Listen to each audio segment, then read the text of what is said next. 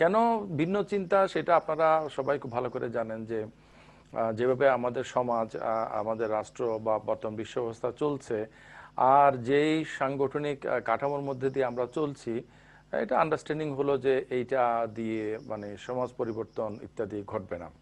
ওকে, তো এখন তাই যদি হয় তাহলে আমরা আসলে কি করতে পারি? তো সেক্ষেত্রে আমার কাছে, আমি তো খুবই সাবমিসিভ ক্যারেক্টারের লোক ছিলাম ছোটবেলা থেকেই। মানে কখনো কোনো লিডারশিপ দেওয়া বা লিড করা, অ্যাকচুয়ালি আমার পরবর্তী জীবনে আমাকে যারা দেখেছে ওনারা মানে 30-35 বছর বয়সের পর থেকে যারা আমাকে দেখেছেন, ওনারা আসলে আমার প্রকৃত যে চরিত্র বা ইনার ক্যারেক্টারিস্টিক সেটা কিন্তু কখনো বুঝতে পারবেন না। কারণ আমি ভিতর থেকে খুবই মানে মোলায়েম প্রকৃতির মানুষ, সাবমিসিভ প্রকৃতির মানুষ। কিন্তু আইডিওলজির প্রতি আমার যে কমিটমেন্ট, সেইটাই আসলে আমাকে আজকের অবস্থানে এনে দাঁড় করিয়েছে। এবং আমি অনেকটা মানে আহাম্মকের মতো, নির্লজ্জের মতো, অথবা কি বলা যায় যে মানে মানে উদ্ধত ব্যক্তির মতো এক ধরনের স্পর্ধা নিয়ে আমাকে বলতে হচ্ছে যে I have to do it and I must and কিছু একটা করতে হবে।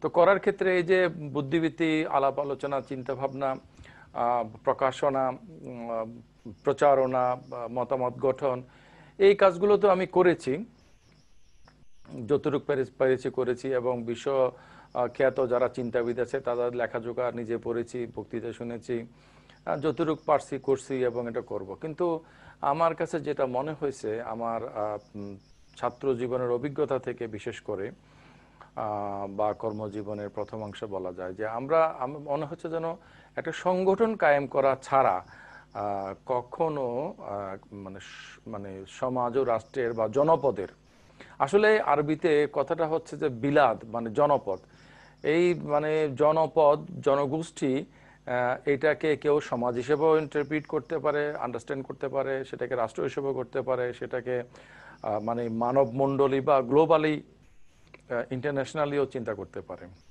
এনিওয়ে, তো এই যে যে কাজের জন্য আল্লাহ তাআলা আমাদেরকে সৃষ্টি করেছেন, এইটার যে মেটাফিজিক্যাল আসপেক্ট, যেটা ফিলসফিক্যাল আসপেক্ট, সেদিকে আমি আর যাচ্ছি না, আজকের আমাদের সেটা আলোচনার বিষয় না। কিন্তু সেই বোধটা আমাদের মধ্যে কাজ করে। আমি আমার দায়িত্ব নিয়ে বলতে পারবো যে আমার মধ্যে বিশেষভাবে কাজ করে। আমি আমার একটা লেখার মধ্যে কিছুদিন আগে লিখেছি যে মানুষকে ইবাদতের জন্য সৃষ্টি করা হয় নাই, মানুষকে সৃষ্টি করা হয়েছে আল্লাহর খেলাফতের দায়িত্ব পালন করার জন্য। কারণ ফেরেশতারা নিজেরাই তো বলেছে যে আমরা তো তোমার ইবাদত করছি, তুমি কেন মানুষ সৃষ্টি করবা, তারা রক্তপাত করবে। আল্লাহ তাআলা বলছেন যে আমি জানি কিন্তু তোমরা জানো না। সুতরাং এবং এখানে ইবাদতের জন্য সৃষ্টি করা হয় না বলতে, ইবাদত বলতে ট্র্যাডিশনাল অর্থে যেগুলো আমরা রিচুয়াল বলি সেগুলোকে আমি বোঝাচ্ছি। এমনি তো বৃহত্তর অর্থে মানুষের সবগুলো কাজই হচ্ছে ইবাদত, যেটা আল্লাহ তাআলা বলেছেন যে ইন্না খালাকতাল জিন্না ওয়াল ইনসা ইল্লা লিয়াবুদুন। তো এই বিষয়টা আমি ভিতর থেকে খুব বেশি ফিল করি এবং আমার কাছে মনে হয় যেন এই যে খেলাফতের যে ব্যবস্থাটা, অন্যান্য প্রাণী জগৎ বিশ্ব ব্যবস্থার তুলনায় মানব গোষ্ঠী এককভাবে একটা অর্গানিক হিসেবে আমরা যদি ধরি, তারা খলিফা। আবার মানব গোষ্ঠীর মধ্যে প্রত্যেকটা মানুষই হচ্ছে ইন্ডিভিজুয়াল খলিফা। এখন সে খেলাফতের দায়িত্বটা পালন করবে না করবে সেটা হচ্ছে যে তার ব্যাপার। তো সেই হিসেবে আমার কাছে মনে হয় না আই হ্যাভ টু, আমার এমন কোনো ক্যাপাসিটি নাই যেটাতে আমি করব। আমি যদি ছোটবেলা থেকে যেটা মনে হয় আল্লাহর হুকুমের বাইরে, যেটা মনে হয় যে যারা টাওয়ারিং ফিগার, বিগ পার্সোনালিটি হিসেবে গড়ে উঠেছে, তাদের মতো যদি আমি গড়ে উঠতে পারতাম তাহলে হয়তো বা আমি কিছু একটা করতে পারতাম। কিন্তু সেটা আসলে হয়ে ওঠে নাই। আবার একেবারে যে কিছু নাই সেটাও নয়, আমারও একটা পার্সোনালিটি, একটা পজিশন গড়ে উঠেছে। এই ধরনের একটা সিচুয়েশনে আমি করেছি। এবং মাসুদ এখানে আছে, আমার সবচেয়ে কাছের যে থাকে সেরকম সবসময়। তো আমি দেখেছি যে এক সময় সে সিএসকে একটা ইন্টেলেকচুয়াল, একটা মানে হাব অফ ইন্টেলেকচুয়ালিটি, একটা মানে থিঙ্ক ট্যাঙ্ক যেভাবে সেভাবে গড়ে তোলার জন্যই চেষ্টা করেছে। কিন্তু আমি সবসময় অ্যাক্টিভিজমের কথা বলতাম এবং সে নানাভাবে এটাকে অপোজ করার চেষ্টা করতাম in decent way, so far as it is possible for him.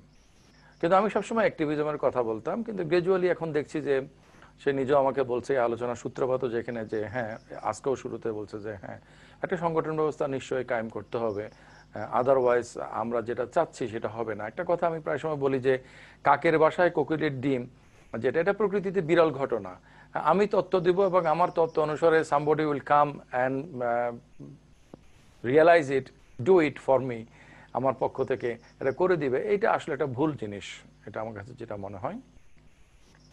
তাহলে ইন্টেলেকচুয়াল যারা আছে তারা কি মানে মাঠে ময়দানে কাজ করবে, সংগঠন কায়েম করবে, অ্যাক্টিভিজম করবে, তাহলে ইন্টেলেকচুয়ালিটি মানে অ্যাকচুয়ালিটি বলতে পারি, বা প্র্যাকটিক্যালি এটাকে আমি গুলিয়ে ফেলছি? না, আসলে সেটাও আমি গুলাচ্ছি না। আমি যেটা বলতে চাচ্ছি, যেটা আল্লাহ তাআলা কোরআন শরীফে আল্লাহ তাআলা বলেছেন যে লিমা তাকুলুনা মা লা তাফআলুন, কাবুরা মাকতান ইনদাল্লাহি আন তাকুলু মা লা তাফআলুন। সুতরাং কিছু কিছু লোক হবে বলনেওয়ালা আর কিছু কিছু লোক হবে করনেওয়ালা। ঠিক এরকম মানে বাইফার্কেশন বা ডিভাইডেশন এটা ইসলাম অ্যালাউ করে না, বরঞ্চ ইসলাম মনে করে যারা বলবে তারাও করবে এবং যারা করবে তারাও বলবে। কিন্তু ওইটা হচ্ছে জাস্ট একটা চুম্বকের উত্তর মেরু এবং দক্ষিণ মেরুর মতো আলাদা একটা মানে পোলের মতো, কিন্তু এই বোথ পোলকে নিয়েই হচ্ছে যে ম্যাগনেটটা ইটসেলফ।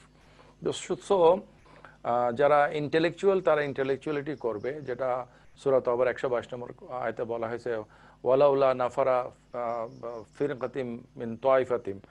পুরো আয়াতটা আমার ঠিক মুখস্থ আসছে না, যে তারা সবাই একসাথে বের হয়ে পড়বে, দরকার নেই, বরং তাদের কিছু অংশ জ্ঞান গবেষণা করবে এবং তাদের কওমের লোকজন যখন ফিরে আসবে, লিউনজিরু কওমাহুম ইযা রাজাউ ইলাইহিম, তাদেরকে তখন তারা সতর্ক করবে। সো এই থিঙ্ক ট্যাঙ্ক সিস্টেমটা কোরআনেরই কথা। তার মানে হচ্ছে যে যারা তত্ত্বের কথা বলবে, তত্ত্বের একটা পাইলট প্রজেক্টিং টাইপের ব্যাপার তারা করবে। এটার একটা মানে কিভাবে কি হতে পারে, এটার একটা সংক্ষিপ্ত রূপরেখা তারা তৈরি করে দিবে এবং সেই রূপরেখা অনুসারে তারা কাজ করবে। তো সো এই এই প্রেক্ষাপট থেকেই আমার কাছে যেটা মনে হচ্ছে যেটা করা দরকার। এখানে আরেকটা পয়েন্ট হলো যে আমি সবসময় বলি যে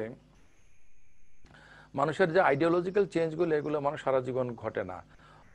কামারের দোকানে লোহা যখন নরম করে তখনই সেটাকে শেপ দেওয়া হয়, তেমনি মানুষের মন যখন নরম থাকে তখন মানুষের মধ্যে আইডিওলজির যে ছাপটা পড়ে যায়, ওই ছাপটাকে মানুষ সারা জীবন বহন করে। তো প্রেফারেবলি এটা মানুষের স্টুডেন্ট লাইফে বা আর্লি লাইফে ঘটে থাকে, যে ক্যামেরার শাটার খোলার মতো। ক্যামেরার শাটার যখন খুলে তখন যেই ইমপ্রেশনটা পড়ে, আমরা যদি অ্যানালগ ক্যামেরাতে ধরি বা ডিজিটাল ক্যামেরাতেও সেরকম সেই ইমপ্রেশনটাকে গ্রহণ করে এবং সেটাকে ডিজিটালি কাউন্ট করে।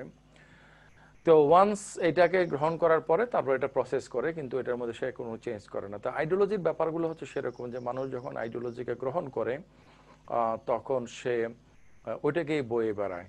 তো সো আর এরপরে এটার ব্যাপারে থার্ড যে পয়েন্ট আমি যেটা বলতে চাচ্ছি সেটা হচ্ছে যে আইডিওলজির যে টাচটা আমরা মানুষকে দিতে চাই, সেই মানুষটা কিন্তু সেটাকে তার মতো করে গ্রহণ করে। এই জন্য আমাদের যে ইব্রাহিম হোসেন সবসময় যে কথাটা বলেন যে রিড বিটুইন দ্য লাইন্স, বা আমাদের প্রফেসর আব্দুল মান্নান যেটা নিয়ে পড়াশোনা করেছেন জানেন, সবসময় বলেন যে হারমেনেটিক্স, দ্য ফিলসফি অফ ইন্টারপ্রিটেশন। বা আপনি আপনার কথা যখন একজনকে একটা কথা বলেন বা একটা লেখা লেখেন, এই কথাটাকে, এই লেখাটাকে সেই ব্যক্তি নিজের মতো করে গ্রহণ করে। তো সো আমরা বিভিন্ন জায়গায় দেখা গেছে যে আমাদের মতো করে বলতে চেয়েছি এবং আমরা আমাদের মতো করে বলতে চাওয়ার কারণে, বিশেষ করে আমি আমার মতো করে বলতে চাওয়ার কারণে অডিয়েন্স অনেক সময় ডিস্ট্রাক্টেড হয়েছে, এক্সস্টেড হয়েছে এবং বলা যায় যে ইন এ সেন্স অ্যানয়েড হয়েছে, কারণ সে জিনিসটাকে ধরতে পারে নাই। তো এরকম বিভিন্ন জায়গাতে আমরা কথা বলতে গিয়ে কখনো কখনো এমন হয়েছে যে আমরা নিজেদের পয়েন্টগুলোকে বাদ দিয়ে অডিয়েন্স আমাদেরকে যেভাবে চাচ্ছে সেটাভাবে আমি বলেছি। তার মানে হচ্ছে যে আমি যেটা বলতে চাচ্ছি যে আমরা কিছু লেখা লিখেছি এবং লেখাগুলা পড়ে আমরা কিছু যদি ভিডিও কন্টেন্ট তৈরি করি, এগুলো শুনে মানুষ এনলাইটেন হয়ে তার মতো করে কাজ করবে, আমার দীর্ঘ বাস্তব অভিজ্ঞতা বলে যে ব্যাপারটা সেটা হওয়ার নয়, বরঞ্চ মানুষকে একটা পরিচিতির মধ্যে আনতে হবে। যখন সে একটা পরিচিতির মধ্যে আসে তখন সে কিছুটা টেস্ট করে তার মতো করে, কিছুটা জিনিসকে সে যাচাই করে এবং অন গুড ফেথ সে বাকি সবগুলো জিনিসকেই গ্রহণ করে। এই যে ইদানিং যে আলোচনা হচ্ছে যে আয়া সোফিয়া মসজিদ এটা সুলতান মেহমুদ কিনে নিয়েছেন, একটা দলিলের ফটোকপি দেখানো হচ্ছে। আবার কেউ বলছে যে না অমুক ইউনিভার্সিটির অমুক প্রফেসর রিসার্চ করে বলছেন যে এইটা আসলে এরকম কোনো ডকুমেন্ট কোথাও নাই, এটা ফেক। এখন ওই অমুক ইউনিভার্সিটির ওই প্রফেসর এটা বলছে কিনা সেটাও আমরা জানি না, আবার অমুক ইউনিভার্সিটিতে অমুক একটা প্রফেসর আছে কিনা সেটাও আমরা জানি না। আসলে we have to keep faith on, আমরা মানে আমাদের দৈনন্দিন জীবনে সবসময় আমরা এখন কিপ ট্রাস্ট অন, আমরা সেটা মেনে চলি, আমরা ট্রাস্ট করেই চলি এবং ট্রাস্ট করতে গিয়ে আমরা যত সম্ভব যাচাই করি। সুতরাং আমাদেরকে কিছু না কিছু যাচাই করে লোকজন একটা পরিচিতির মধ্যে, একটা নামের মধ্যে যখন আসবে, তখন আমি দেখেছি যে সে যাচাই করে অল্প, কিন্তু যখন সে গ্রহণ করে তখন সে সম্পূর্ণটাকে গ্রহণ করে। আমাদের এপিস্টেমোলজিতে এই কথাটা আছে যে অ্যাপিয়ারেন্স এবং reality, appearance is always partial, এবং আমরা যখন যাচাই করি, জাস্টিফিকেশন বা ভেরিফিকেশন যেটাই বলি না কেন, we always justify or verify the appearance, we can't justify the reality, but we actually accept the reality. Okay, তো reality is always total, but appearance is always partial. এবং আমরা যখন যাচাই করি তখন আমরা অ্যাপিয়ারেন্সকে যাচাই করি। সেই জন্য কিন্তু ওই জেটিবি অ্যাকাউন্টের মধ্যে বিলিফের এতটা মানে সর্বজন গ্রাহ্যতা। হ্যাঁ, নাস্তিক যারা আছে তারাও তো কিন্তু এই এপিস্টেমোলজিক্যাল বিষয়ে এসে কিন্তু বিলিফটাকে গ্রহণ করছে in epistemological sense, because it is a must, কারণ আমরা সম্পূর্ণ যাচাই করতে পারি না। তাহলে আমাদের সংগঠনে যারা জয়েন করবে তারা আমাদের সব কিছু যাচাই করবে, সেটার জন্য তারা তেমন আগ্রহী বা তাদের তেমন ক্যাপাসিটি আছে ব্যাপারটা তেমন নয়, বরং তারা তাদের মতো করে যতটুকু পারে যাচাই করবে। কিন্তু যখন সে একটা সংগঠনে জয়েন করে, সেটাকে ওন করে, তখন সে সব কিছুকেই মানে ওন করে এবং সচেতনভাবে বা অবচেতনে সে সব কিছুকেই ডিফেন্ড করে। এবং এইটার এই সব কিছুর কারণ হলো এই সব কিছু তার চরিত্রের মধ্যে, তার বাস্তব জীবনের মধ্যে ইম্প্যাক্ট ফেলে। তখন একটা অটো সাজেশন তার মধ্যে সবসময় কাজ করে, আমি তো অমুক দলের, আমি তো অমুক পরিচিত, অমুক প্ল্যাটফর্মের লোক। সো এইগুলো এইভাবে হয়, তাহলে দেখা যাবে যে এর মাধ্যমে ক্রমান্বয়ে আমরা আমাদের যে কাঙ্ক্ষিত সমাজ পরিবর্তন এটার দিকে যেতে পারবো। আর এখানে একটা কথা বিশেষ করে আমার স্নেহভাজন জাহিদ হাসানের জন্য আমি বলছি, যদিও আমরা নামটা সমাজ ও সংস্কৃতি রেখেছি, সমাজ ও সংস্কৃতি মানে সমাজ একটা কম্পোনেন্ট, সংস্কৃতি আরেকটা কম্পোনেন্ট, সেটা না। ব্যাপারটা হলো সমাজ, সমাজের মধ্যে বিশেষ করে সংস্কৃতি। আমার একটা আন্ডারস্ট্যান্ডিং হয়েছে যে একটা কালচারাল এনভায়রনমেন্ট ছাড়া কোনো ধরনের কোনো কিছু, সেটা ইন্টেলেকচুয়ালিটি হোক, স্পিরিচুয়ালিটি হোক, এথিক্স হোক, এগুলো কোনোটাই কাজ করে না। আমরা সবাই আমরা একটা সাংস্কৃতিক জগতের মধ্যে বসবাস করি, এজন্য সংস্কৃতির খুব গুরুত্বপূর্ণ। তো সমাজের মধ্যে সংস্কৃতি খুব গুরুত্বপূর্ণ, এইভাবে সমাজ ও সংস্কৃতি। এবং আমরা সমাজের কথাটা আনছি আসলে মানুষের জীবনের সব কিছুকে একসাথে ধরার জন্য। আমি একটা উদাহরণ সেদিন সৌরভকে বলেছিলাম যে একটা মানে একটা একটা গাড়ি যখন পড়ে যায় তখন ক্রেন সেটাকে টেনে তোলে। তো ক্রেন কি করে, গাড়িটাকে পুরাটাকে বা বস্তুটাকে পুরাটাকে সে মানে বাঁধে না, বরঞ্চ সে কি করে যে বরঞ্চ সে কি করে, সে ওইটার সিগনিফিকেন্ট জায়গার মধ্যে হুকগুলো লাগায়, লাগানোর পরে সেটাকে টেনে তোলে। তাহলে আমরা যে কাজ করছি মানুষকে উদ্ধার করার জন্য, আর মানুষকে উদ্ধার করার জন্য কাজ করার মাধ্যমে আসলে আমরা আমাদেরকে উদ্ধার করতেছি, এটি আমাদের দায়িত্ব, এটা আমরা পালন করতেছি। যেটা বলছিলাম যে আমরা যখন কোন একটা মানুষ পড়ে গেছে, কথা মানুষটাকে আমি তোলার জন্য কি করি, তাকে হাত পা ধরে টানাটানি করি না, বরঞ্চ তার পিঠের নিচে আমরা হাত দিয়ে তাকে তোলার চেষ্টা করি, বা কাঁধের নিচে একটা, পিঠের নিচে আরেক হাতে এভাবে করার চেষ্টা করি। তার মানে হচ্ছে সমাজের গোড়ার দিকে আছে মানে থিওরিটিক্যাল আসপেক্টগুলো, ফিলসফি, হ্যান ত্যান ইত্যাদি কনসেপচুয়াল বিষয়গুলো। সমাজের উপরের লেভেলে আছে রাষ্ট্র, আন্তর্জাতিকতা ইত্যাদি সব বিষয়গুলো। সেই হিসাবে এটা আপনারা আমাকে বলতে পারেন বা যে কেউ আমাকে বলতে পারে যে আপনি একটা বিশ্ববিদ্যালয়ের মাস্টার, যাই হোক আপনার যা কিছু আছে, আপনি এভাবে এত কিছু এত বাড়িয়ে একেবারে সামগ্রিকভাবে এত কিছু কেন চিন্তা করছেন।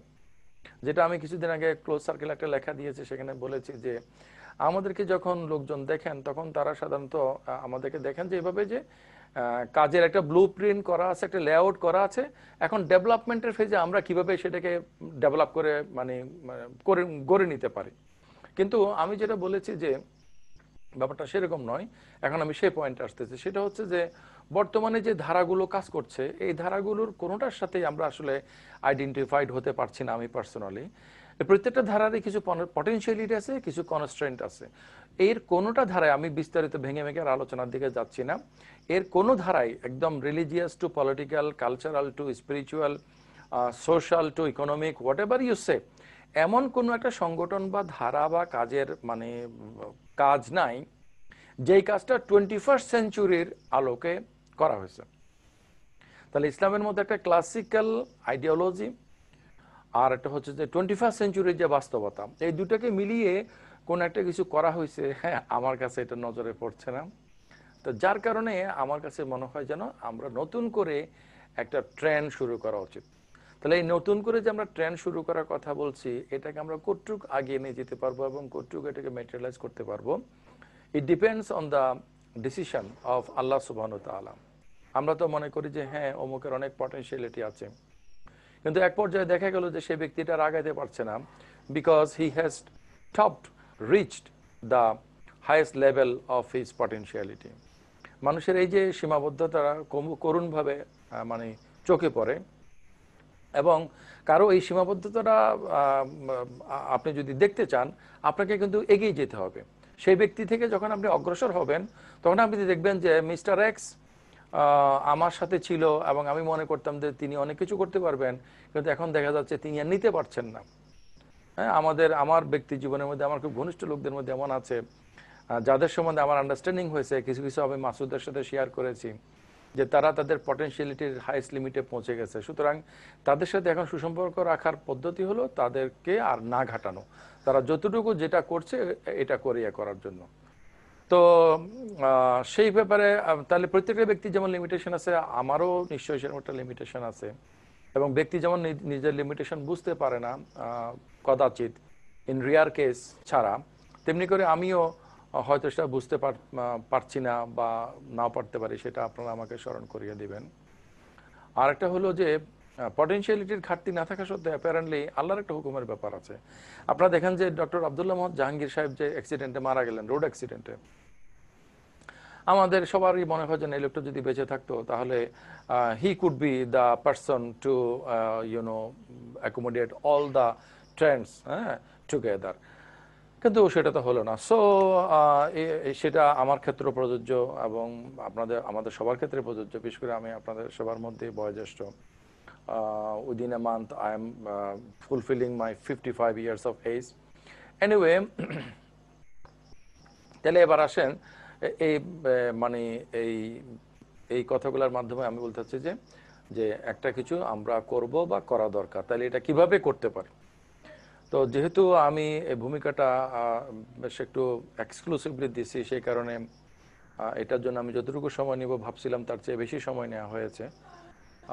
সেজন্য আমি চাচ্ছি যে ইন দ্য মিন টাইম দিন 5 to 7 minutes, 2-1 মিনিট করে বা সোফার ইউ আপনারা যেভাবে মনে করেন, এইটুকুর উপরে যদি আপনারা কিছু বলতে চান, তারপরে আমি যেটা আলোচনা করব সেটা হচ্ছে যে এই সংগঠনের রূপরেখাটা কেমন হবে বলে আমি মনে করি।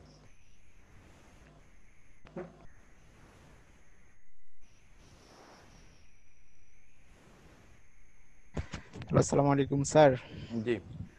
আম, আচ্ছা, আমি কিছু বলি। হ্যাঁ, জি। তো আমি আসলে স্যারের যে চিন্তা ভাবনা বা সবকিছু, এটাতে আমার সবচাইতে যে আকর্ষণীয় যে পয়েন্টটা স্যারের যেটা বলে সবসময়, ওটা হলো গিয়ে স্যারের যে ওয়াইড গাইডেন অ্যাপ্রোচ, মানে ফর্মুলা যেটা স্যার বলেন সবসময়, ওয়াইড গাইডেন অ্যাপ্রোচ। তো আমি যখন ইউনিভার্সিটিতে ছিলাম একদম মানে শুরুর দিকে, তখন আমি এই সংগঠনে ছিলাম। এরপরে প্লাস অন্যান্য সংগঠনকে দেখতাম। আমি চিন্তা করতাম যে এত এত সংগঠন ইসলামের ভিতরে, সবাই চাই যে ইসলাম কায়েম করতে, কিন্তু তাদের ভিতরে এত এত মত পার্থক্য। তারা একজন একজনকে, কেউ কেউ দেখা যায় যে তাকফির পর্যন্ত করে। তো আমি চিন্তা করতাম যে আসলে এই প্রবলেম গুলো আসলে দূর কিভাবে করা যায়। প্লাস ইভেন আমার নিজের সংগঠনের মানে আমার ইউনিভার্সিটিতে এরকম যে তাবলিগের ভাইয়েরা অ্যাক্সেস চাচ্ছিল কিন্তু পাচ্ছিল না। তো আমি আমার সংগঠনের ভাইকে জিজ্ঞেস করলাম যে তাবলিগের ভাইদেরকে কি প্রবলেম, ওরা তো ব্রিকফিল্ডের মসজিদে গিয়ে তাদের কার্যক্রম চালায়, আমাদের মসজিদে করলে সমস্যা কি?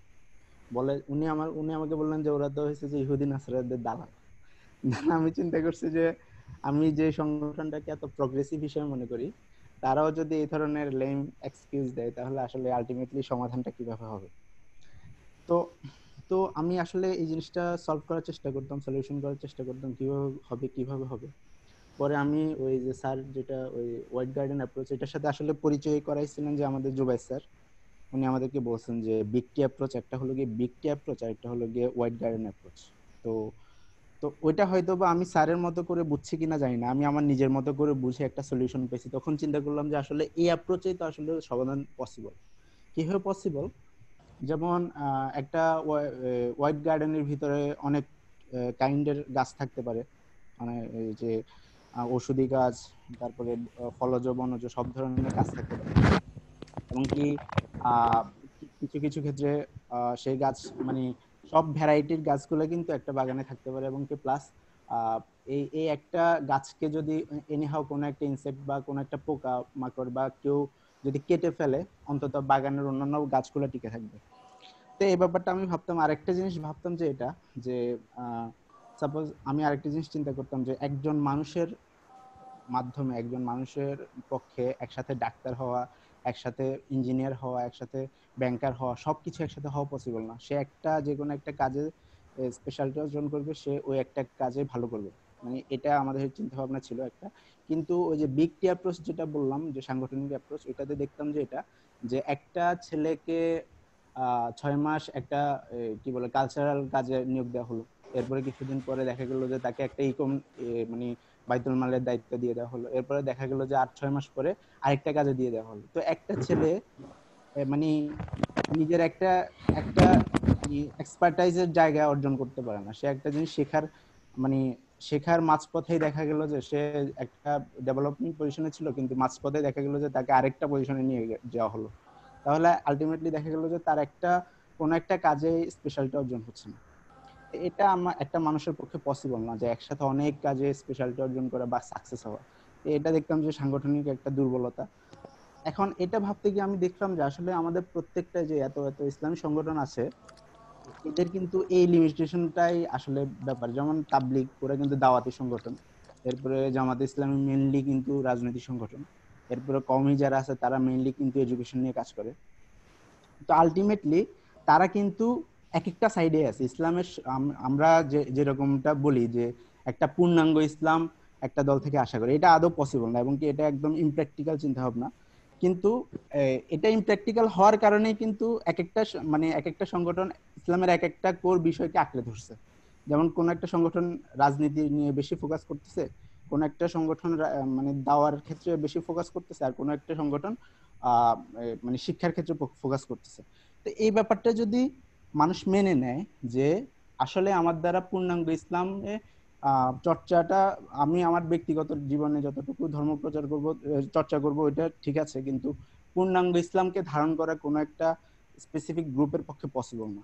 আর এটা এটা আমি মনে করি যে প্র্যাকটিক্যাল না। কারণ আমরা যদি একটা স্পেসিফিক টপিকে আমরা যদি এক্সপার্টাইজ অর্জন করতে চাই, ইন দ্য লং রান সবার পক্ষে ভালো হবে।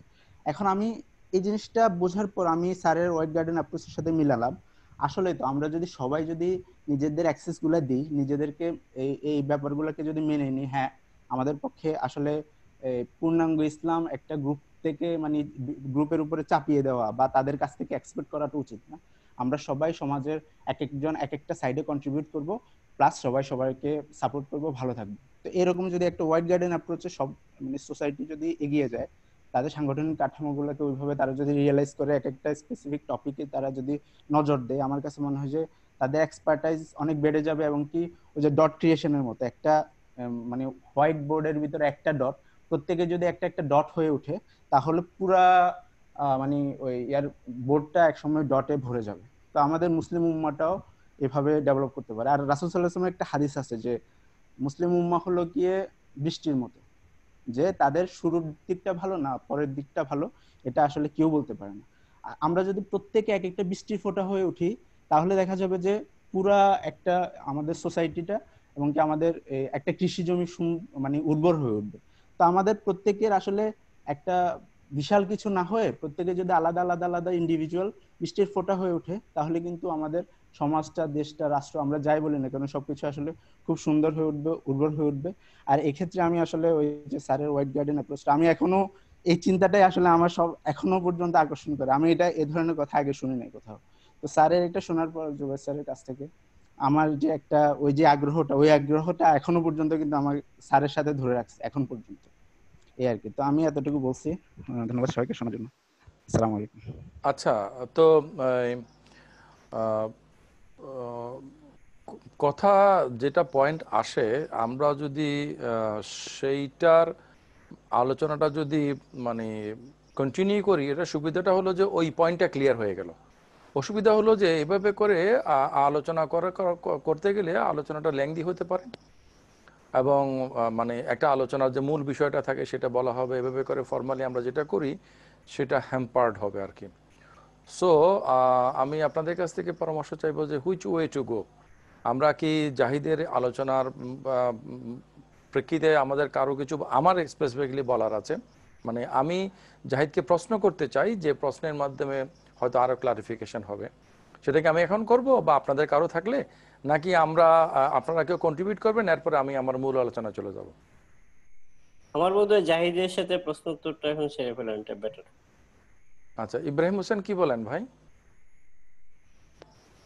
হ্যাঁ, আমি মাসুদের সাথে একমত। আপনি আচ্ছা আচ্ছা ওটা শেষ তা- করলে আচ্ছা, তাহলে জাহিদ, মানে এটা প্রশ্নটা আমি তোমাকে করছি। ইনফ্যাক্ট আসলে আমি যদি হোয়াইট গার্ডেন মডেলটা কোথাও বলি, সেখানে আমাকে করতে পারে, বা করতে পারে বলে মনে করার কারণে যখন আমরা 2013 সালে এই জিনিসগুলো তৈরি করি, তখন ওখানের মধ্যে এই পয়েন্টগুলো আমরা নিয়ে আসছিলাম।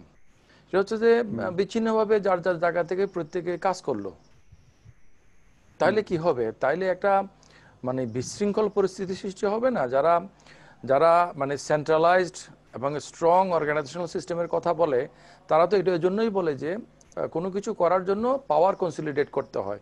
যেমন একটা মিস্ত্রি যখন কাজ করবে তখন তাকে করাত, হ্যাঁ, রাখতে হয়, তাকে হাতুড়ি রাখতে হয়। আমরা যদি হ্যামারের উদাহরণটা ধরি, তো হ্যামারটা কি হয়, হ্যামারটার মাধ্যমে মানে হাতের শক্তিতে সেই প্যারাকটা গাড়ে, কিন্তু হ্যামারের সহযোগিতা যদি না নিত, তাহলে কোনো মানে মিস্ত্রির পক্ষে কিন্তু কাঠের মধ্যে একটা প্যারাক, কাঠের প্যারাক গেঁথে নেওয়া সম্ভব হতো না। কারণ ওই হ্যামারের মাধ্যমে সে পাওয়ারটাকে কনসলিডেট করে। তো organisation is like a hammer.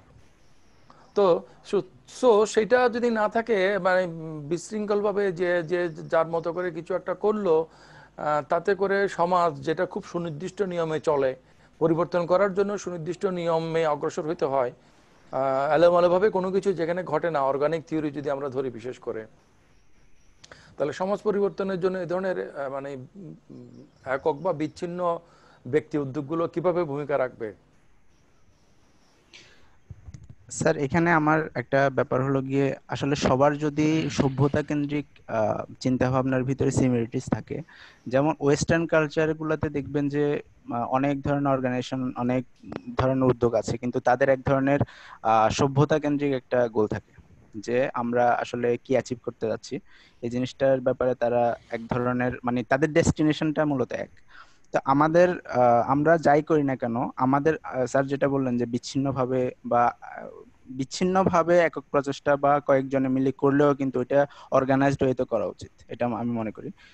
Organisation যে শুধুমাত্র একটা বড় সংগঠন যে শুধুমাত্র অর্গানাইজড হতে পারে ব্যাপারটা তা না, ছোট ছোট সংগঠন গ্রুপগুলোকেও কিন্তু অর্গানাইজড ওয়েতেই কাজ করতে হবে, না হলে আলটিমেটলি কোনো তাহলে অ্যাচিভমেন্ট হবে না। তাহলে কি কিন্তু তোমার মতে মানে একটা কেন্দ্রীয় সমন্বয় ব্যবস্থা থাকবে? কিন্তু ব্যাপারটা হলো কি স্যার, ওই কেন্দ্রীয় সমন্বয় ব্যবস্থা তো খুবই অবশ্যই ইম্পর্টেন্ট, কিন্তু ওইটা আসলে হতে পারে যে গভর্নমেন্ট, একটা একটা বড় স্টেটের, একটা বড় বড় ন্যাশনের বড় স্ট্রং পয়েন্ট হলো গিয়ে গভর্নমেন্ট। কারণ হলো গিয়ে গভর্নমেন্ট হলো গিয়ে টোটাল। সোশ্যাল চেঞ্জগুলোর ব্যাপারগুলোতে গভর্নমেন্টকে কেন আমরা টানবো? না, এখানে সোশ্যাল চেঞ্জ না, অ্যাকচুয়ালি স্যার আমি যেটা বলতে চাচ্ছি হলো গিয়ে গভর্নমেন্ট সামাজিক। হলো গিয়ে গভর্নমেন্ট হলো গিয়ে হুম, হুম। গভর্নমেন্ট হলো গিয়ে মূলত আমাদের একটা দেশে তো শুধুমাত্র একটা সমাজ না, অসংখ্য সমাজ থাকতে পারে, তাই না? তো গভর্নমেন্ট হলো গিয়ে মূলত এই মানে তার দেশের, তার টেরিটরির প্রত্যেকটা জনগণের প্রতিনিধি, ঠিক আছে? কিন্তু তাছাড়া তারপরেও আমাদের সামাজিক বিভিন্ন ইউনিট থাকতে পারে। যেমন আমাদের একটা মসজিদ, সমাজে একটা মসজিদ থাকে, মসজিদের ইমামের অনেক দায়িত্ব থাকে।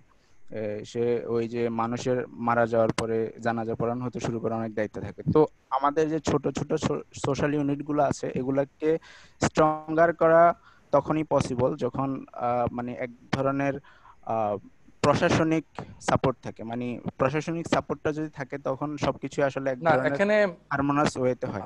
আমি একটু তোমাকে ইন্টারাপ্ট করি। সেটা হচ্ছে যে প্রশাসন যেভাবে চাচ্ছে চালাচ্ছে, আমি তো সেটাকেই উল্টাতে চাই, প্রশাসনের বিপক্ষে আমি যেতে চাই। আমার কাছে শক্তি নাই বলে আমি প্রশাসনের সাথে এনগেজ হচ্ছি না। প্রশাসনিক সহযোগিতায় করতে হবে, এটা তো হচ্ছে যে তাহলে ট্রেডিশনাল ইসলামিক মুভমেন্টের একটা বয়ান, যেটা তারা বলে যে মানে উপর থেকে ক্ষমতা দিয়ে এগুলো সব চেঞ্জ করতে হবে, মানে টপ ডাউন অ্যাপ্রোচ। কি করতেছো ওয়াসিক? হুম। তো top top down approach,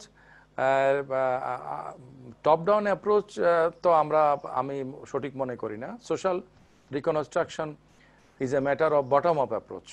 okay. হ্যাঁ হ্যাঁ, ওটা ঠিক আছে স্যার। আমি যেটা বলতে চাচ্ছি ওইটা তা না। আসলে ওই যে আমি বলি ব্যাপারটা হচ্ছে যে এখন ওই যারা পলিটিক্যাল সায়েন্সে পড়ে বা যারা ইয়ে করে, একটা ব্যাপার আছে যে মানে ক্ষমতা বিকেন্দ্রীকরণ একটা কথা আছে আর কি। মানে ক্ষমতাকে সেন্ট্রালাইজ না রেখে গ্রাম, ওই যে আগে একটা কনসেপ্ট হুম হুম তৈরি হয়েছিল যে গ্রাম সরকার, হ্যাঁ, হুম হুম। এই ধরনের যে লোকাল যে গভর্নমেন্ট, মানে লোকাল যে প্রশাসনিক যে সিস্টেমটা, এটা কিন্তু লোকালিটিকে ইয়ে করে, কি বলে, Now, রিপ্রেজেন্ট no, করে। what you are saying is all true. হ্যাঁ, As like as 2 plus 2 is equal to 4 is true. Right, But হ্যাঁ, that does yes. not তো validate আমি my যেটা point. বলতে যাচ্ছি যে ওইটা একটা সামাজিক সোশ্যাল হারমোনি তৈরি করার জন্য। না, অবশ্যই অবশ্যই রাষ্ট্রের একটা, প্রশাসনের একটা বিরাট ভূমিকা আছে, কিন্তু সোশ্যাল রিকনস্ট্রাকশন, বিশেষ করে আমি আবার ওই পয়েন্ট আসি যেটা আমি বলতে চাচ্ছিলাম, যে তুমি যেটা বলছিলে যে ওয়েস্টের কথা বললাম, ওয়েস্টের এই কথাটা এখানে আসবে না। কেন আসবে না? কারণ ওয়েস্টের যেই সোশ্যাল স্ট্রাকচার, ওদের যে পলিটিক্যাল স্ট্রাকচার, দুইটা একটার সাথে একটা মিলে যায়, খাপে খাপে মিলে যায়। হুম, ওকে, ওদের পলিটিক্যাল সিস্টেম এবং সোশ্যাল সিস্টেমের মধ্যে কোনো কন্ট্রাডিকশন নাই, যার কারণে তারা আগাইতে পারছে, সভ্যতা গড়ে তুলতে পারছে। আর আমাদের টার্গেট তো হচ্ছে যে স্পেসিফিক একটা সভ্যতা গড়ে তোলা, ইসলামিক সভ্যতা গড়ে তোলা, যে কোনো রাইট, রাইট, সভ্যতা না, সেটা ওয়েস্টার্ন সভ্যতা না। সভ্য হওয়াটা রাইট, আমার রাইট, টার্গেট না। টার্গেট হচ্ছে রাইট, আমার মতো করে আমি সভ্য হওয়া। রাইট, আমার হ্যাঁ, মতো করে যদি আমি সভ্য হতে চাই, তাহলে আমাদের সমাজ এবং রাষ্ট্রের মধ্যে কন্ট্রাডিকশন হয়েছে। হুম, কন্ট্রাডিকশনটা হয়েছে যে আমরা ইকোনমিক, সিকিউরিটি, হুম, পলিটিক্যাল, কালচারাল নানা দিক থেকে, ইন্টেলেকচুয়ালিটির নানা দিক থেকে আমরা মানে ওয়েস্টের বিষয়গুলো আমাদের নিতে হচ্ছে। আবার সেগুলো আমাদের ক্লাসিক্যাল ট্র্যাডিশনাল ভ্যালুর সাথে মিলছে না, এবং আমরা যে আইডিওলজি নিয়ে হাজির হচ্ছি, ইসলাম, যেটাকে আমরা ধর্মও বলতে চাচ্ছি না, রাজনৈতিক আদর্শ বলতে চাচ্ছি না, যেটাকে আমরা বলতে চাচ্ছি দিন, বা আমি যদি ব্রডলি বলি যে একটা একটা মানে জীবন আদর্শ এবং মতাদর্শ বা জীবন ব্যবস্থা, দুইটা একসাথে। তো যাই হোক, এরকম একটা টোটালিটেরিয়ান জিনিসকে যখন আমরা নিয়ে আসতে চাচ্ছি, তাহলে এখানে একটা ট্রায়াঙ্গেল হয়ে গেছে, ইসলাম, প্রেজেন্ট ডে বাংলাদেশ, এবং মানে ওয়েস্টার্ন ওয়ার্ল্ড সিস্টেম। তো এর মধ্যে যদি আমরা চিন্তা করি, তাহলে ওদের সমাজে কি হয়, কি করে, সেই অনুযায়ী আমরা যদি করতে যাই, তাহলে এনজিওরা যে ধরনের ভুলগুলা করে, আমরা সেই ধরনের ভুলগুলাতে এনগেজ হব। কারণ আহ, ওইটা ওখানকার জন্য প্রযোজ্য, মানে কাজের বিনিময়ে খাদ্য প্রকল্পের মানে অসঙ্গতির মতো। হ্যাঁ, কাজের বিনিময়ে খাদ্য প্রকল্পটাই মানে এমন হয়েছে যে ওই গমগুলা তারা কম দামে বিক্রি করে, তার চেয়ে তাদেরকে টাকা দিলে অনেক ভালো হইতো, কিন্তু ওরা ওখান থেকে বসে এটা চিন্তা করেছে। সুতরাং we have to have a Bangladesh model. মানে ইসলামিক রাইট, মুভমেন্টেরও আমাদের অন্যান্য দেশের এগুলাকে নিলে হবে না। আমাদের যে স্পেসিফিসিটি, আমাদের যে মানে স্পেসিফিক প্রবলেমস অ্যান্ড পটেনশিয়াল, সেগুলোকে সামনে রেখে আমাদেরকে কাজ করতে হবে। আরেকটা পয়েন্ট হলো তোমার সাথে, সেটা হলো যে সেন্ট্রাল কোঅর্ডিনেশনের আমি সবসময় বিরোধী।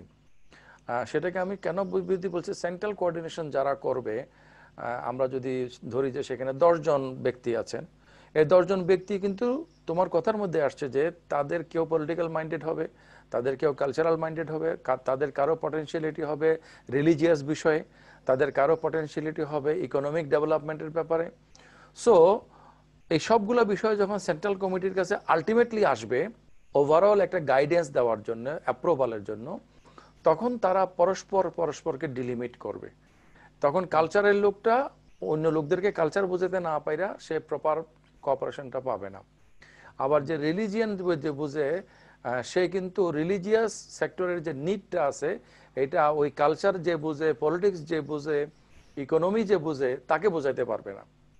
সুতরাং এই সেন্ট্রাল কোঅর্ডিনেশনটা এবং অ্যাকচুয়ালি বড় বড় মুভমেন্টগুলো যে পিছন থেকে এক ধরনের পিছু টানের মধ্যে পড়ে আছে, এটা এই কারণেই পড়ে আছে।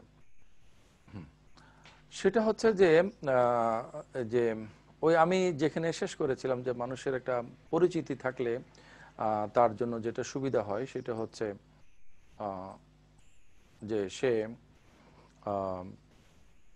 ওই পরিচিতিটাকে সে যখন সে গ্রহণ করে তখন সে পুরো বিষয়টাকে একসাথে গ্রহণ করে। ওকে, যেমন আমি আমার আগের আলোচনাতে বলেছি যে আমাদের যে থিওরিটিক্যালি যদি আমরা ধরি the gap between the appearance and reality, আমরা যখন কোনো কিছুকে কোনো কিছু বলি সেটা একেবারে সামান্য একটা একটা এই যে ধরনের ব্যাটারি থেকে শুরু করে একটা সমাজ, রাষ্ট্র বা ব্যক্তি যাই বলি না কেন, আমরা সবসময় কানেক্টেড হই থ্রু অ্যাপিয়ারেন্স, এবং অ্যাপিয়ারেন্সের মধ্যে যতটুকু আমাদের পক্ষে যাচাই করা সম্ভব হয় সেটাকে করে আমরা বাকি সবটুকুকে গ্রহণ করা নেই। তাহলে কেউ যখন একটা অর্গানাইজেশনে ইনক্লুডেড হয় সে অর্গানাইজেশনের সবটুকু সে গ্রহণ করে নেয়। তাহলে আমাদের যে এত তাত্ত্বিক দিকগুলো আছে যেগুলো আমরা ক্রমান্বয়ে ডেভেলপ করার চেষ্টা করছি, সিএসসিএস এখন যে কাজটা করছে কিছু কিছু সেক্টরে, বিশেষ করে যেসব বিষয়ে ভুল বোঝাবুঝি বেশি আছে সেখানে কিছু লিটারেচার ডেভেলপ করা, নিজেরা লেখা অথবা ওয়ার্ল্ড ওয়াইড যারা স্কলার আছে তাদের লেখা থেকে ট্রান্সলেট করা ইত্যাদি যা করার চেষ্টা করছি, সেগুলো আরও বিভিন্নভাবে বাড়তে পারে। কিন্তু এর কোন একটা দিক দেখেই কিন্তু কেউ একজন এটার মধ্যে ইনক্লুডেড হবে, এবং যখন সে ইনক্লুডেড হবে তখন সে সম্পূর্ণটাকে গ্রহণ করবে। তাহলে সম্পূর্ণটা কি? সম্পূর্ণ যে কাজটা, সেই কাজের মানে কাজের একটা অংশ হচ্ছে যে এই যে আমরা বিভিন্ন বিষয়ে আমাদের দৃষ্টিভঙ্গিটা কি। আপনি দেখেন এখন আমরা যেহেতু একটা আলোচনার জন্য বলছি, সেটা নাম না ধরলেও চলে, যে কোনো সংগঠন দেখা গেল যে তাদের গঠনতন্ত্রের মধ্যে তারা কি বিশ্বাস করে, তাদের আকীদা কি সেটা নিয়ে লেখছে, আমরা এভাবে বিশ্বাস করি, এভাবে বিশ্বাস করি, বা আমরা যখন একটা সংবিধান দেখি, সংবিধানের মধ্যে একটা প্রিয়াম্বল থাকে, প্রস্তাবনা, সেখানে প্রিয়াম্বল বা প্রস্তাবনা অংশ ওটুকু হচ্ছে মোর ফিলসফিক্যাল, মোর কনসেপচুয়াল, সেখানে কোনো আইনের ধারা থাকে না। তো তেমনি করে এই ইন্টেলেকচুয়ালিটির একটা মানে টোটাল পিকচার আমাদেরকে তৈরি করতে হবে। টোটাল পিকচারের মধ্যে একটা বিষয়ে যত ধরনের লিটারেচার হওয়া উচিত সব আমরা যে বলছি বা বলবো সেটা নাও হতে পারে আমাদের সীমাবদ্ধতার কারণে, কিন্তু অন্ততপক্ষে 2-4 লাইন, 1 পৃষ্ঠা কিছু কথা, একটা আর্টিকেল আমাদের এভাবে করে করতে হবে। তাহলে এই জিনিসগুলোকে, যেগুলোকে আমরা প্রমোট করি, যে জিনিসগুলোকে আমরা প্রমোট করি, এই জিনিসগুলো যখন ক্লিয়ার হওয়ার পরে দিয়ে আমাদের এইগুলো দেখে কেউ একজন ইনক্লুডেড হবে। ইনক্লুডেড হওয়ার পরে সে কি করবে? এই যে আমি এই ধরনের আলোচনাতে উপস্থাপন করার জন্যই আসলে এই এই যে আপনারা আমার হাতে দেখতে পাচ্ছেন যে একটা পেপার ওয়েট, এগুলো আমি রিয়াজউদ্দিন বাজারে গিয়ে কালেক্ট করেছি আরো বিভিন্ন শেপের। তাহলে এটার ভিতরে আমরা দেখতে পাচ্ছি যে একটা গ্লোব আছে, এটা গ্লোবের ছবি আছে। আর এই গ্লোব যেটা আছে সেই গ্লোবের এই পাশে আমি যদি এইটা একটা দিক, এটা একটা দিক, এটা একটা, এটা এই, তাহলে এই জিনিসটার ফাউন্ডেশনটা কোনটা? আমি এখানে একটা ক্যান্ডেল রেখেছিলাম, তো এখানে যদি আমি একটা ক্যান্ডেল রাখি, যেটা আপনারা দেখতে পাচ্ছেন এখানে কিছু ওয়াক্স লেগে আছে, তাহলে এইটা হচ্ছে ফাউন্ডেশন। ওকে, আর আমি যদি এই দিকটাকে আমি যদি ব্যবহার করতে চাই তাহলে এইটা ফাউন্ডেশন হিসেবে কাজ করবে। তাহলে এইটা নির্দিষ্ট কোনো ফাউন্ডেশন নাই, কিন্তু যে দিক থেকে আমি ব্যবহার করি সেটা হচ্ছে ফাউন্ডেশন। তাহলে আমাদের যেটা মানে গ্র্যান্ড ন্যারেটিভ, যেটা আইডিওলজি, যেটা ইসলাম, সেটাকে আমি কিভাবে দেখি, সেটাকে আমি এইভাবেই দেখি। এটাকে যখন আপনি যখন ধর্মের দিক থেকে দেখবেন এটা একটা ধর্ম, যখন আপনি রাজনীতির দিক থেকে দেখবেন তখন এটা রাজনীতি, যখন এটাকে আপনি অর্থনৈতিক দৃষ্টিতে দেখবেন তখন এটা অর্থনীতি, যখন এটাকে আপনি মিলিটারি পয়েন্ট অফ ভিউ থেকে দেখবেন সিকিউরিটি পারপাসে, তখন এটা কিন্তু একটা সিকিউরিটি পলিসি বা সিকিউরিটি সংক্রান্ত আইডিওলজি, যেখানে সিকিউরিটিটাই মেইন। এটাকে যদি আপনি স্পিরিচুয়ালিটির দিক থেকে দেখেন আপনি স্পিরিচুয়ালিটির মধ্যে পাবেন, বা এটা সোশ্যাল দিক থেকে দেখলে সোশ্যাল হিসেবে পাবেন। কোন একটা আইডিওলজি যেটা এরকম একটা ওয়ার্ল্ড আইডিওলজি হবে, for all time to come, সেটার মধ্যে এই ধরনের বৈশিষ্ট্যগুলো থাকতে হবে। যেমন আমরা একটা সভরেন্টি নিয়ে সেমিনার করেছিলাম, সভরেন্টির কি কি বৈশিষ্ট্য থাকা উচিত বলে আমরা ঠিক করেছিলাম। প্রফেসর আব্দুল ওহাব স্যার সেখানে আলোচনা করেছিলেন, আমাদের আহমদ আলী ভাই সেখানে আলোচনা করেছিলেন ইন্ডিভিজুয়াল দুটো ব্যাপারে। সভরেন্টির বৈশিষ্ট্যগুলো যদি আমরা দেখি, তাহলে আমরা দেখি যে বর্তমান জাতি রাষ্ট্রগুলো কোনোভাবেই সভরেন না। সেটাতে আমরা দেখানোর চেষ্টা করেছি আসলে আল্লাহ সুবহানাহু ওয়া তাআলা only could be sovereign if he does really exist. তাহলে আমরা যখন একটা আইডিওলজির কথা বলবো, যে আইডিওলজিটা এরকম মানে সুপার আমরা ক্যাপাসিটি যদি বলি, আমাদের দৃষ্টিতে ইসলাম হচ্ছে সেই ধরনের একটা বিষয়। তাহলে আমরা যখন একটা সংগঠন কায়েম করব, সেই সংগঠনটাও সেরকম হবে। তাহলে এখন আপনি যদি সংগঠনগুলো দেখেন, সেই রাজনৈতিক সংগঠন বলেন, আপনি সামাজিক সংগঠন বলেন, সাংস্কৃতিক সংগঠন বলেন, অথবা আপনি ধর্মীয় সংগঠন বলেন, প্রত্যেকটা সংগঠনের কিন্তু সাংগঠনিক স্ট্রাকচারটা সেম। অর্থাৎ একটা কেন্দ্র, সেটা শাখা প্রশাখা এভাবে করে নিয়ন্ত্রিত, এবং কেন্দ্র থেকে যখন নিয়ন্ত্রিত হয় তখন সেখানের মধ্যে এক ধরনের লোকেরা সেখানের মধ্যে প্রাধান্য বিস্তার করে, যেটা আমাদের জাহিদের কথার মধ্যে মাশাআল্লাহ খুব সুন্দর করে আসছে, যে মানুষ যেহেতু সবকিছু একসাথে করতে পারে না, সেজন্য সমমনা মানুষেরা একসাথে হয়ে একটা দিকে কাজের একটা মানে জোর দিয়ে একটা কাজ গড়ে তোলে। যার কারণে আমরা দেখি যে তাবলিগের এক ধরনের বৈশিষ্ট্য, জামাত ইসলামের এক ধরনের বৈশিষ্ট্য, আওয়ামী লীগ বা বিএনপি সেগুলো এক ধরনের বৈশিষ্ট্য। আবার যারা যে কট্টর আদর্শের কথা বলে, তাদের সাথে আবার মানে তাদের পরস্পরের বৈরিতা সত্ত্বেও তাদের মধ্যে একটা চরিত্রগত মিল আছে। এই যে আমি যে রাজনীতির একটা স্কেল দেখাইছিলাম, সেখানের মধ্যে এক পাশে হচ্ছে centre extreme radical left communist party, radical right কথার কথা জামাত ইসলামী, আর সেন্টার এর মধ্যে সেন্টার রাইট হচ্ছে বিএনপি, সেন্টার লেফট হচ্ছে আওয়ামী লীগ। দুটাই সেন্টারের মধ্যে, দুটাই পাওয়ার পলিটিক্স করে। তাহলে দেখা যাচ্ছে যে যখন একটা সংগঠনে যখন একটা কেন্দ্র থাকে, সেই কেন্দ্রের মধ্যে কিন্তু এক ধরনের লোকেরা ক্রমান্বয়ে আস্তে আস্তে করে ফিল্টার্ড হয়ে উপরে আসে, এবং তারা এক ধরনের কাজকে শুধুমাত্র আঞ্জাম দিতে পারে। তাহলে প্রস্তাবিত যে সামাজিক আন্দোলন আমি কথা বলছি, সেটার নাম যাই হোক না কেন, সেটার এই ধরনের কোনো কেন্দ্র থাকবে না, যে কেন্দ্র এই ধরনের কোনো নিয়ন্ত্রণ করবে বা কোঅর্ডিনেট করবে। কারণ কোঅর্ডিনেট করতে গিয়ে তারা পরস্পরকে ডিলিমিট করে, সেই পয়েন্টটা আমি আর বলছি না, এর আগে আমি বলে ফেলছি। কেন্দ্র থাকবে না। কেন্দ্র যদি না থাকে তাহলে সবকিছুতে একটা গাইডেন্সের দরকার আছে। ভেড়ার পাল যখন যায় তখন একদিকে যায়, এবং রাখাল অথবা রাখালের সহযোগী হিসেবে যে কুকুর থাকে, তারা কিন্তু তাকে গাইড করে। তাহলে এই ধরনের কাজগুলো অনেক কিছু হচ্ছে। ধরুন একটা আমরা নৌবহর বলি, নৌবহরের কিন্তু একটা গতিপথ থাকে, ওকে, এবং নৌবহর থেকে কোনো একটা জাহাজ যদি উল্টা দিকে যায় কোনো গোয়েন্দা কার্যক্রমের জন্য বা কোনো স্ট্র্যাটেজিক প্ল্যান বাস্তবায়ন করার জন্য, সেটাও কিন্তু তার উল্টো দিকে যাওয়াটা একটা প্ল্যানের অংশ। হ্যাঁ, তাহলে এই যে প্রস্তাবিত সামাজিক আন্দোলন, যেটার মধ্যে কেন্দ্র থাকলে অসুবিধা, আর কেন্দ্র না থাকার যে অসুবিধার কথা আমি এইমাত্র বললাম, এটা সমন্বয় হচ্ছে যে এটার আমার দৃষ্টিতে যে আমাদের কাছে একটা আইডিওলজি আছে, বেসিক টেক্সট আছে কোরআন এবং হাদিস, এবং আইডিওলজির একটা গ্রসলি একটা ক্লিয়ার কাট আন্ডারস্ট্যান্ডিং আমাদের কাছে আছে। এই আন্ডারস্ট্যান্ডিংটা, এই আইডিওলজিটা আমাদেরকে পিছন দিক থেকে ওই গাইডেন্সের কাজটা করবে। যখন এবং আমরা যারা নতুন কাজটা শুরু করছি, বিভিন্ন বিষয়ে আমাদের দৃষ্টিভঙ্গিটা কি, যেমন কথার কথা বর্তমানে যে ইস্যুগুলো চলছে, যে আমরা কি অ্যাপোলজেটিক হব নাকি আমরা এক্সট্রিম হব। এক্ষেত্রে ডক্টর ইয়াসির কাদির যে লন্ডনের বক্তৃতা, সেটা থেকে যদি আপনারা মনে করেন যে উনি ওখানের মধ্যে 5 ধরনের লোকের কথা বলেছেন। সৌরভ বলো তো দেখি 5 ধরনের কারা কারা? সৌরভ কি শুনতে পাচ্ছ? জি স্যার, আমাকে শোনা যাচ্ছে? হ্যাঁ শোনা যাচ্ছে, বলো। এখানে আছে স্যার রক্ষণশীল আছে, সিরিয়ালি বলো।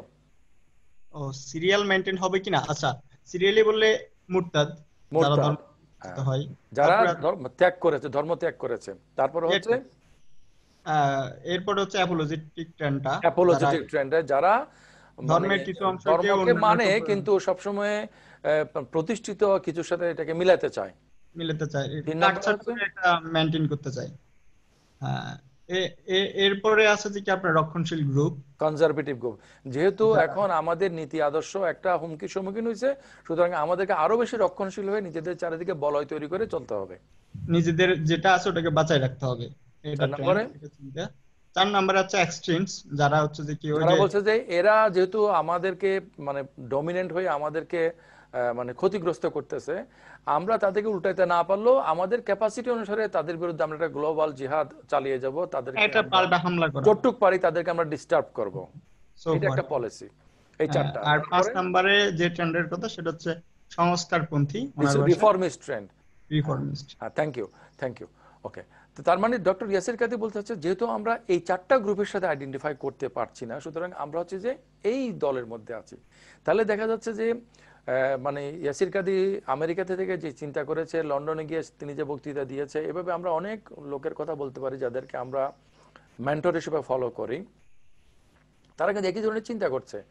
আমাদের ইব্রাহিম হোসেন তো একসময় সবসময় কথাটা বলেন যে 102 নম্বর রুম, মানে আর্টস ফ্যাকাল্টি যে রুমে আমি বসি, বলছে 102 নম্বর রুমের কোনায় বসে আমরা যেগুলো আলোচনা করি, আমরা যখন তারেক রমাদান বা ইয়াসির কাদি বা এই ধরনের লোকদের কথা শুনি, বা আমরা যখন ইউসুফ কারজাবির লেখা পড়ি, তখন কিন্তু আমরা বা আরো যারা আফ্রিকান যারা ইয়ারা আছেন তাদের কথাবার্তাগুলো থেকে আমরা কিন্তু সে একই জিনিসের কিন্তু একটা ইকো পাই। সুতরাং আইডিওলজির একটা ফ্রেমওয়ার্ক কিন্তু হয়ে আছে।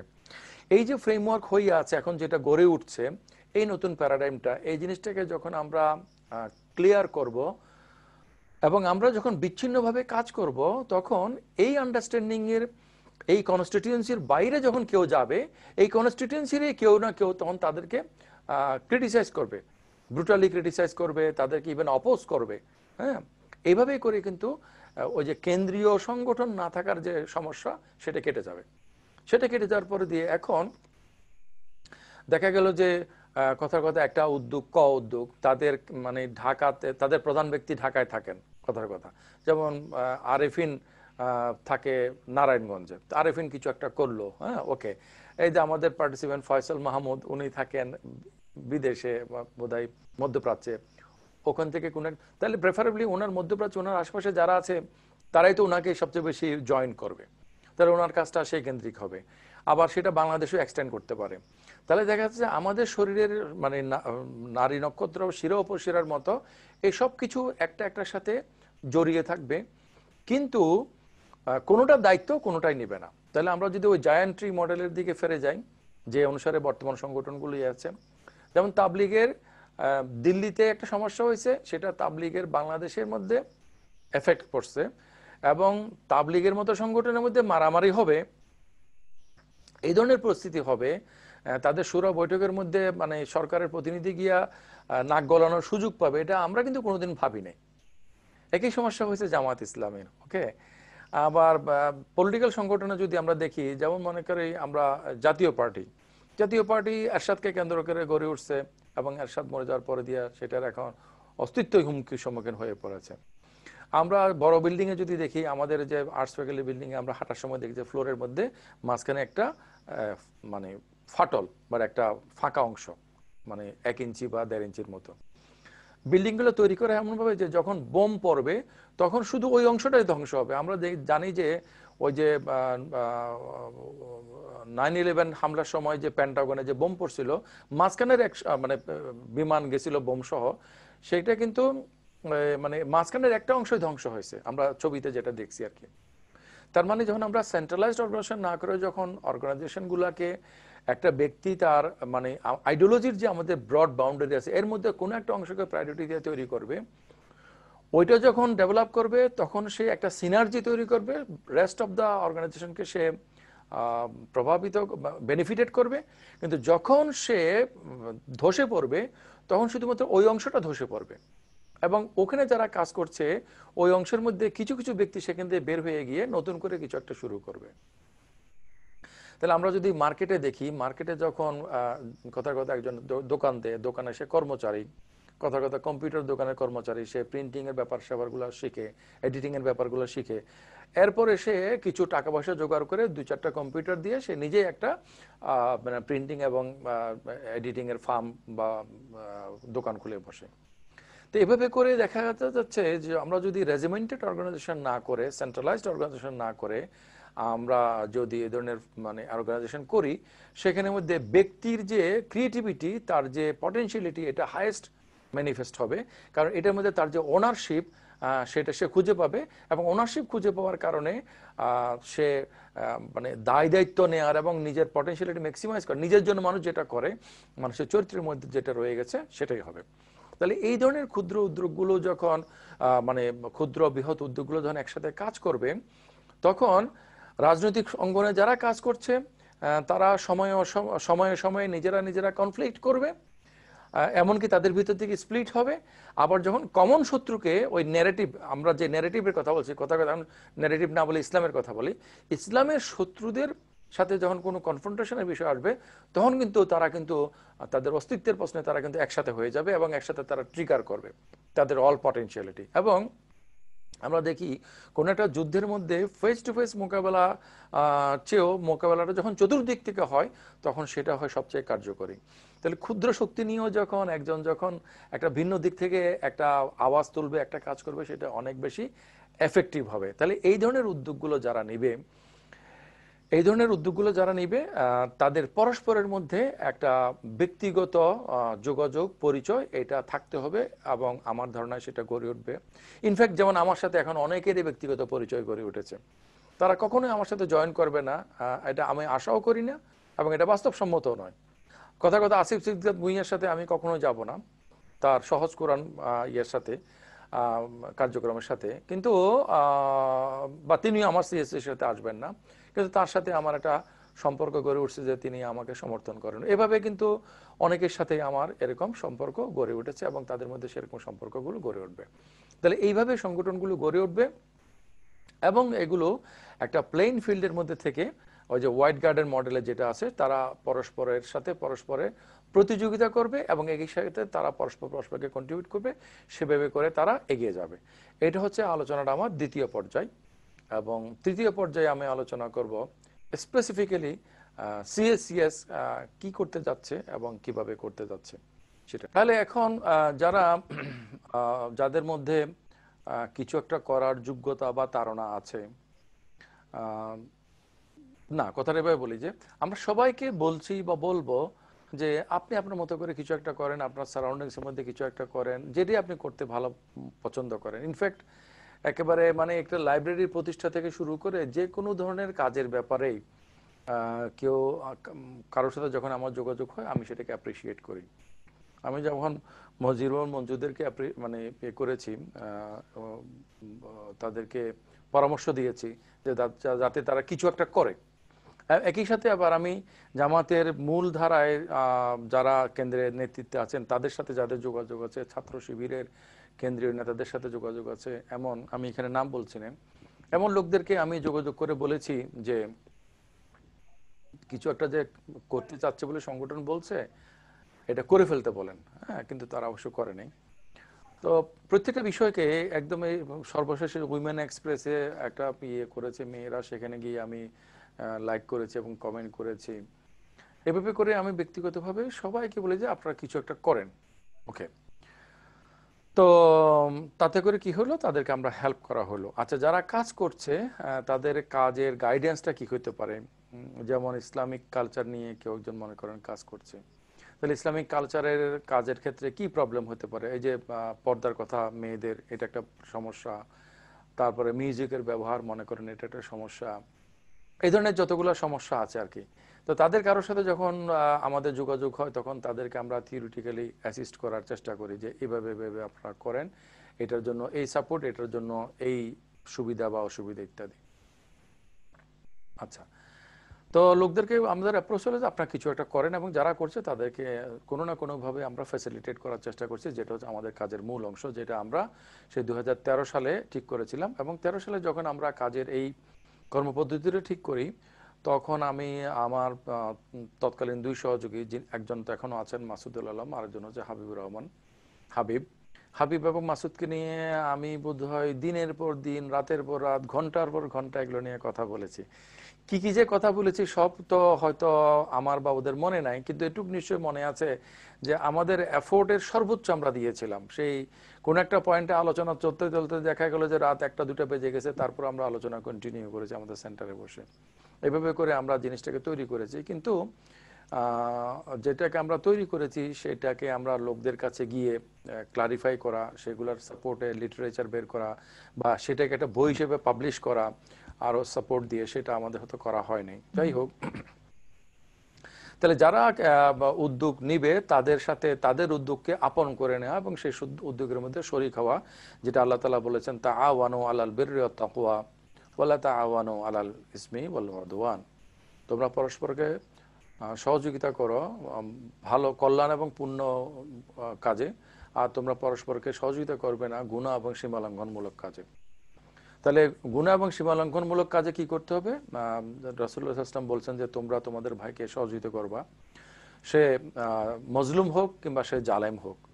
তো সাহাবীরা জিজ্ঞেস করছেন, ইয়া রাসূলুল্লাহ, মজলুমকে আমরা সহযোগিতা করব সেটা তো আমরা বুঝতে পারি, জালেমকে কিভাবে আমরা সহযোগিতা করব?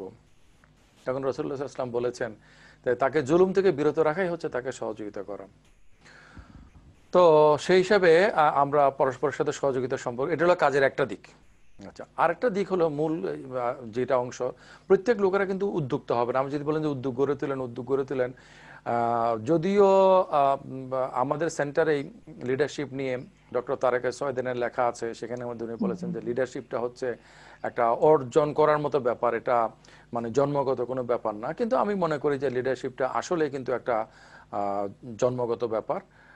লিডারশিপের যে পটেনশিয়ালিটি সেটা জন্মগত ব্যাপার, আর লিডারশিপের যে পটেনশিয়ালিটিকে অ্যাকচুয়ালাইজ করা, এটা স্কিল ডেভেলপমেন্ট করা, এইটা হচ্ছে যে অর্জন করার মতো ব্যাপার, আমি এটা মনে করি। সুতরাং প্রত্যেকে উদ্যোক্তা হবে না, প্রত্যেকে নেতা হবে না, বরঞ্চ তারা সাবমিসিভ হয়ে কোনো একটা কিছুর সাথে বা কারোর সাথে থাকতে চাইবে। তাইলে আমাদের সাথে যারা থাকতে চাইবে তাদেরকে নিয়ে আমরা কি করব? তাদেরকে নিয়ে আমরা মাল্টি লেয়ার অর্গানাইজেশন গড়ে তুলব। তাদের মধ্যে এমনিতে আমার লেখা থেকে আপনারা নিশ্চয় জেনেছেন যে ইসলামী আন্দোলনের রূপরেখা সংক্রান্ত আমার যে অনেক লেখা আছে, সেটার মূল কথাটা হচ্ছে, আমি একটা উদাহরণ আমার বিভিন্ন লেখার মধ্যে দিয়েছি যে আর্টস ফ্যাকাল্টি বিল্ডিং চট্টগ্রাম বিশ্ববিদ্যালয়, এইটা হচ্ছে যে একটা ইউনিট, বা চট্টগ্রাম বিশ্ববিদ্যালয় এটা হচ্ছে একটা শাখা আওয়ামী লীগের বা বিএনপির বা তাবলিগের বা জামাত ইসলামীর বা এরকম। কিন্তু ব্যাপারটা সেরকম হবে না।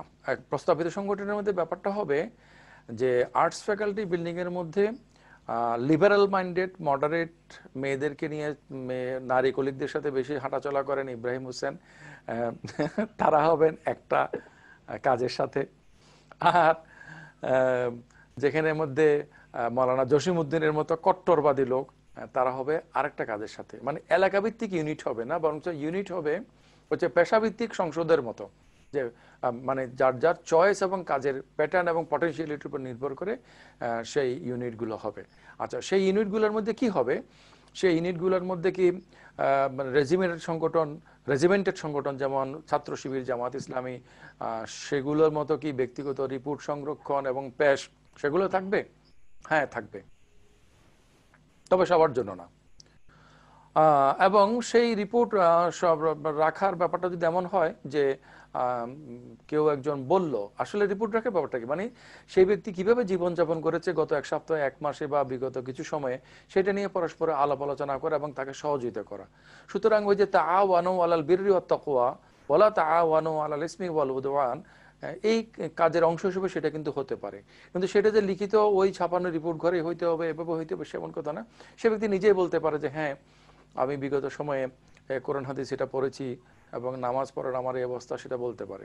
আচ্ছা, এই ধরনের অর্গানাইজেশনাল বাইন্ডিংসের মধ্যে যারা আসতে চায় তারা এটার মধ্যে পার্টিসিপেট করবে, আর যারা এটাতে আসতে চায় না, এই প্রস্তাবিত সামাজিক সংগঠন তাদেরকে অ্যাকোমোডেট করবে ইন অ্যানাদার ফরম্যাট। এবং সেখানের মধ্যে দেখা যাবে যে অ্যানাদার ফরম্যাটে সেখানে মেয়েরা ছেলেরা একসাথে বসছে এবং সেখানে কিছু ভ্যালু ডেভেলপমেন্টের কথা হচ্ছে, সেখানে কিছু ইন্টেলেকচুয়াল এক্সারসাইজের কথা হচ্ছে, অথবা কোনো একটা আসপেক্ট অথবা কোনো একটা সোশ্যাল এইড নিয়ে সে গ্রুপটা গঠিত হয়েছে সেটা নিয়ে কথা বলছে। তাহলে জায়গায় জায়গায় বিভিন্ন ধরনের লোকেরা একত্রিত হবে এবং তারা কাজগুলো করবে, যেটা কোরআনের মধ্যে আল্লাহ তাআলা বলছে ওয়ামরুহুম শুরা বাইনাহুম, পরস্পরের মধ্যে পরামর্শ করে কাজ করা। ইনফ্যাক্ট সেভাবেই তো লোকেরা কাজ করে। আপনি মনে করেন ত্রাণ বিতরণ করতে গেলেন, তা যারা আজকে ত্রাণ সংগ্রহ করেছে তারা আগামীকাল কোথায় ত্রাণ সংগ্রহ করবে এবং সংগৃহীত ত্রাণগুলো নিয়ে কি করবে সেটা নিয়ে তারা কি পরামর্শ করে না? নিশ্চয়ই তারা করে। করার পর তারা কিভাবে কাজ করবে সেটাতে তারা কি একটা কাজের পরিকল্পনা গ্রহণ করে না? নিশ্চয় করে। কিন্তু সেটা আউযুবিল্লাহ বিসমিল্লাহ বলে তারা নিশ্চয় হয়তো লেখে না, কিন্তু কাজটা তারা করে। তো কাজের দিকে যদি আমরা নজর দেই তাহলে এরকম বিভিন্ন পর্যায়ে সংগঠন গড়ে তুলতে হবে। তাহলে এই বিভিন্ন পর্যায়ের সংগঠন গড়ে তোলার, যেমন মনে করেন যেসব মেয়েরা ছেলেদের সাথে কাজ করতে চায় না সেসব মেয়েদের জন্য একটা আলাদা সংগঠন, আর যেসব মেয়েরা ছেলেদের সাথে কাজ করতে চায় অথবা ছেলে না হলে সে কাজ করবে না, কথার কথা, তাদের জন্য সেই ধরনের সংগঠন। এবং এই সংগঠনগুলো কে তৈরি করবে? সংগঠনগুলো তারাই তৈরি করবে। সিএস কি করবে? ওই যে প্রথম কথা হচ্ছে যে তারা নিজেরা কিছু একটা করবে, যারা করবে তাদেরকে সিএসসিএস সহযোগিতা করবে। যারা নিজেরা কিছু করবে না, সিএসসিএস এর সাথে থাকতে চাইবে, তাহলে সিএসসিএস একটা থিঙ্ক ট্যাঙ্ক হিসেবে কন্টিনিউ করবে। আর সামাজিক সংগঠনে যারা কাজ করবে সেটা যে নাম হবে সে ব্রড নামের অধীনে তারা কাজ করবে, এবং এখান থেকে তারা একটা মানে অনুপ্রেরণা অথবা একটা গাইডেন্স পাবে। এই গাইডেন্স নেওয়াটা তাদের জন্য অব্লিগেটেড হবে না, কিন্তু তারা তাদের যেটা বললাম যে যেহেতু তারা উদ্যোক্তা না, সুতরাং একটা উদ্যোগের সাথে তারা থাকবে, এবং উদ্যোগ সাথে যারা থাকবে তারা অংশগ্রহণকারীদের পটেনশিয়ালিটি এবং ক্যাপাসিটি এবং মেন্টালিটি অনুসারে তার পজিশন এবং তার সুবিধা অনুসারে তাকে দায়িত্ব দিবে এবং দায়িত্ব তাকে নিবে। এবং এইটার পরে দেখা যাবে যে কিছুদিন এটার সাথে কাজ করার পরে কেউ এখান থেকে চলে যাবে। কিন্তু আমি আগে যেটা বলেছি যে আমাদের যে লক্ষ্য উদ্দেশ্য, আমাদের বিভিন্ন ইস্যুতে আমাদের যে দৃষ্টিভঙ্গি, সেগুলো যখন আমরা ক্লিয়ার করে ফেলবো, যখন সে চলে যাবে, কারণ মানুষের ব্যক্তির প্রতি লাইকিং যেমন কাজ করে, ডিসলাইকিংও কাজ করে, কিন্তু তখন সে আইডিওলজিটাকে সে কিন্তু ফেলে দেবে না। আজকে আমি পড়তেছিলাম যে ওর বাংলাতে বোধহয় একটা লেখার বা কোথায় পড়লাম ঠিক মনে নাই, কোনো গ্রুপে, যে ইমরান খানের সাথে একজন মেয়ের পরিচয় হলো, সে এমটিভির উপস্থাপিকা ছিল, কি নাম জানি, এবং পরিচয় সম্পর্ক ইত্যাদির মাধ্যমে ক্রমান্বয়ে সে ইসলাম গ্রহণ করে। কিন্তু পরবর্তীতে ইমরান খান তাকে আর বিয়ে করেনি এবং তার সাথে সম্পর্কটা ভেঙে যায়, কিন্তু স্টিল সেই মহিলা আর এমটিভিতে ফিরে যায়নি এবং সেই ইসলামটাকে ধারণ করে আছে, এখনো আছে। তো ব্যাপারটা হচ্ছে এরকম যে মোহাম্মদ মোজাম্মেল হকের কাছ থেকে যদি ছুটেও যায়, সে কিন্তু ওই যে চিন্তা চেতনা যেটা সে এখানে মধ্যে এসে পেয়েছিল সেটাকে সে ধারণ করবে। যেমন শ্রদ্ধেয় ফরহাদ মজার থেকে যারা ছুটে গেছে আমার অবজারভেশনে, তারা সবাই, আমি নাম ধরি বা না ধরি, এখনো ফরহাদ মজারের স্টাইলেই চিন্তা করে, ফরহাদ মজারের স্টাইলেই কথাবার্তা করে, এমনকি লেখালেখিও সেভাবেই করে।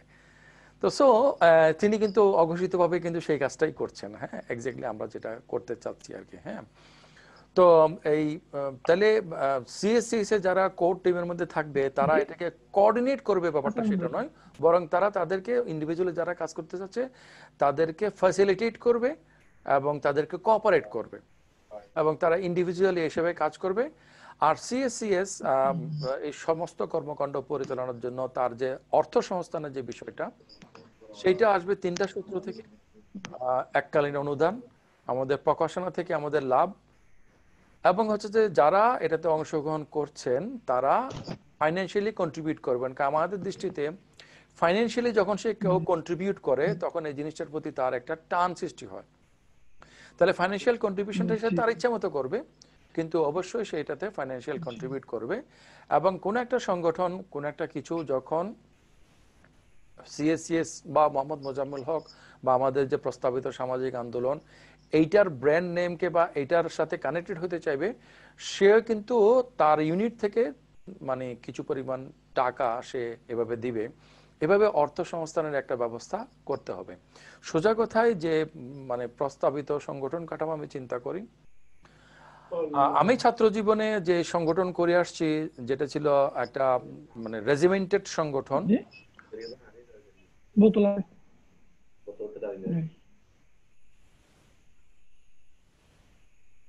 হ্যাঁ, তো যেটা ছিল একটা রেজিমেন্টেড সংগঠন, এই প্রস্তাবিত সংগঠনটা হবে রেজিমেন্টেড নয় বরঞ্চ লিবারাল অর্গানাইজেশন সিস্টেম, যেটাকে আমি বলছি গুচ্ছ পদ্ধতির সাংগঠনিক ব্যবস্থা। আমার হোয়াইট গার্ডেন মডেলের মধ্যে আমি এটাকে তুলে আনার চেষ্টা করেছি। সুতরাং সেখানে দর্শে কোরআন থেকে শুরু করে দর্শে হাদিস সবই হতে পারে, আবার মোরাল ট্রেনিং সেশন নামে কোনো কিছু হতে পারে, যে কোনো কিছু হতে পারে।